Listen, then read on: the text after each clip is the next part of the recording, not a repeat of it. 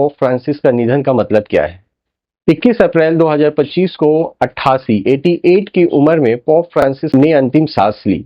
लेकिन दोस्तों, ये सिर्फ एक धार्मिक नेता की मृत्यु नहीं है, एक वैश्विक इवेंट है जो 1.4 बिलियन कैथोलिक का आस्था, वेटिकन की सियासत और दुनिया की जियोपॉलिटिक्स को प्रभावित करेगा। अगर देखा जाए पोप का बिजनेस एम्पायर और पावर कितना इन्फ्लुएंसर है, वो इस बात से साबित होता है। पोप का बिजनेस एम्पायर की दोस्तों वेटिकन सिर्फ एक धार्मिक केंद्र नहीं है, बल्कि एक आर्थिक और सियासी पावर हाउस है। आइए कुछ फैक्ट्स देखें। वेटिकन की वेल्थ, अगर नेट वेल्थ अनुमानित 10 से 15 बिलियन डॉलर है।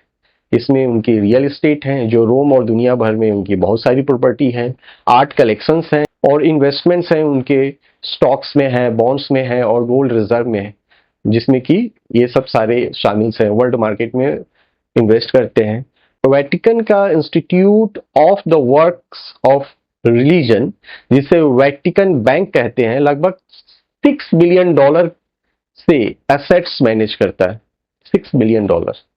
रियल एस्टेट एम्पायर, वेटिकन के पास रोम में हजारों प्रॉपर्टी हैं, जिसमें लग्जरी अपार्टमेंट्स हैं, ऑफिस स्पेस हैं, कमर्शियल बिल्डिंग शामिल हैं। ये प्रॉपर्टी हर साल लाखों डॉलर का रेट जनरेट करती है। पोप का ग्लोबल इन्फ्लुएंस देखा जाए तो उस पर बहुत प्रभाव है। पोप सिर्फ धार्मिक लीडर नहीं, बल्कि एक डिप्लोमेटिक फिगर भी है। वेटिकन का 180 देश यानी 180 देशों के साथ डिप्लोमेटिक रिलेशंस हैं डायरेक्ट।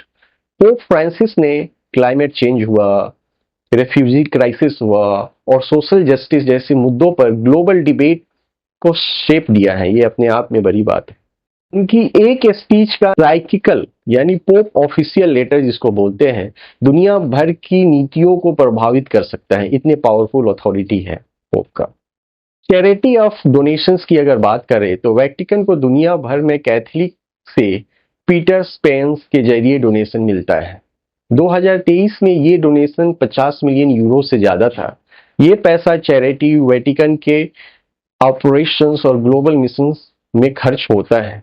लेकिन दोस्तों, इनकी वेल्थ और पावर के साथ स्कैंडल्स भी आगे हैं।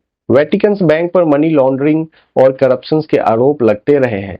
पोप फ्रांसिस ने इस स्कैंडल को साफ करने की कोशिश की। उनके इस रिफॉर्म ने कई पुराने कार्डिनल्स को नाराज भी किया। ये टेंशन कॉन्क्लेव में दिख सकता है, जहां प्रोग्रेसिव और कंजर्वेटिव खेमे आमने सामने होंगे। बहुत बड़ा क्वेश्चन है, अगला पोप कौन?